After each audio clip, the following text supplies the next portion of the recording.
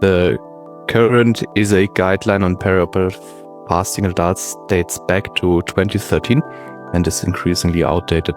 The recommendations of fasting for 6 hours for solid foods and 2 hours for clear fluids is largely rooted in concerns about bronchopulmonary aspiration. The classical clinical entity underlying this fear, the Mendelssohn syndrome, was first described by Curtis Mendelssohn in 1946. While the 6-hour fasting period for solid food has remained unchanged, more recent evidence challenges the necessity of a strict 2-hour fasting interval for clear fluids.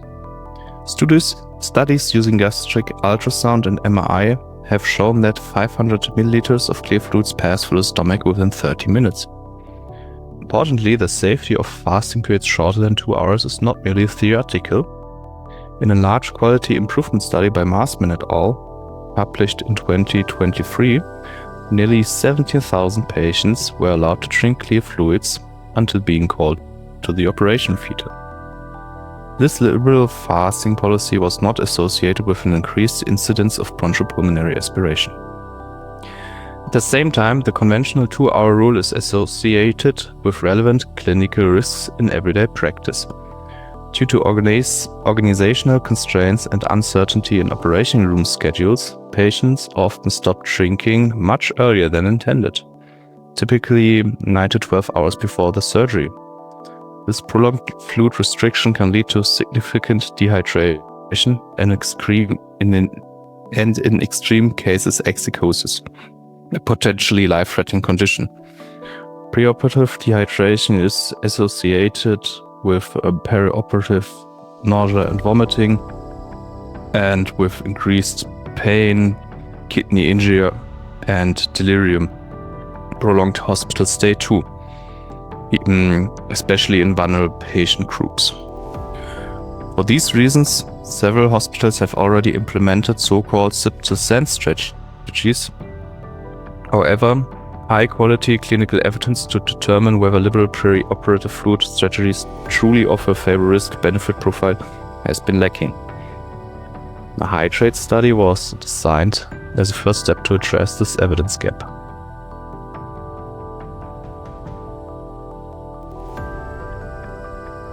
We conducted a randomized study including 174 patients who were allocated to one of 3 groups. Perioperative satisfaction was assessed using blinded outcome assessors, and relevant vital parameters were recorded. So 3 groups. In the control group, patient received no specific instructions beyond the documentation of the actual drinking behavior.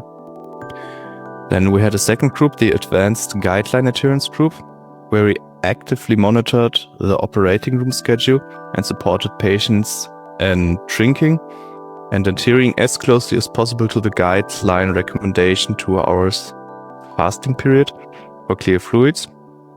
Thereby, we minimized unnecessary extensions of the fluid fasting period. And then we had the liberal group, where we implemented a sip-to-send strategy, and patients were allowed to drink clear fluids until they were called to the operation theater, when it was about 100 milliliter per hour or 200 milliliters in the last 2 hours before the call to the operation schedule.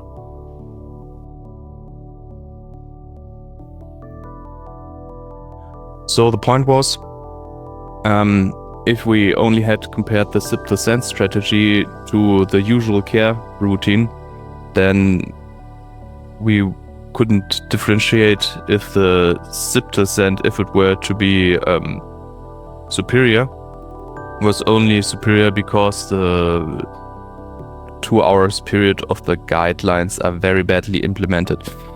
As I said earlier, even though the guidelines state 2 hours fluid fasting period, in reality the fluid fasting period is much closer to 9 to 12 hours. So if a liberal fluid fasting strategy is superior, we don't know if it was or if it would be, because those 9 to 12 hours are not 2 hours. So we clearly needed a third study arm in which we could differentiate would have been if the guidelines were implemented the best way they could have been. And moreover, the intervention is not merely that people in the liver fluid fasting strategy group could drink more and longer. There's of course a psychological effect, because in the intervention arms the patients had more contact with the study team. So we need to check for that too.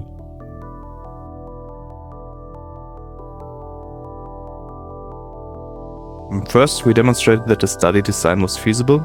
This indicates that there are no major barriers to planning and conducting larger definitive trials. This was a key pilot aspect of the hydrate study. Second, patients in both intervention groups consumed more fluids than those in the control group, which is in the sip-to-send group drinking for the longest duration pre-operatively. Importantly, patients were never required to drink in any group. They were merely offered different opportunities to do so. The observed differences therefore reflect a clear patient preference for continued fluid intake when permitted. Regarding clinical endpoints, patients in the liberal sip-to-send group reported significantly less thirst and headache, both preoperatively and postoperatively. Conducting the hydrate study was a lot of fun and was highly rewarding, because patients responded very positively to being allowed to drink until call to the operation theater. And randomizing the patients always was like picking a ticket from the lottery, and the patient wanted to see if he or she won the ticket. And many expressed genuine relief when they got into the liberal fluid fasting group. One patient even went so far to compare the traditional fluid fasting strategy as torture, because they can remember that in past times they had to stay sober for much longer than 2 hours. And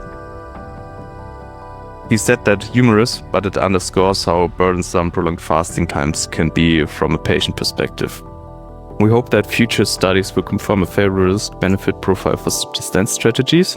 Such evidence would provide a solid foundation in evidence-based medicine to move beyond current clinical practices and reconsider long-standing perioperative fasting policies.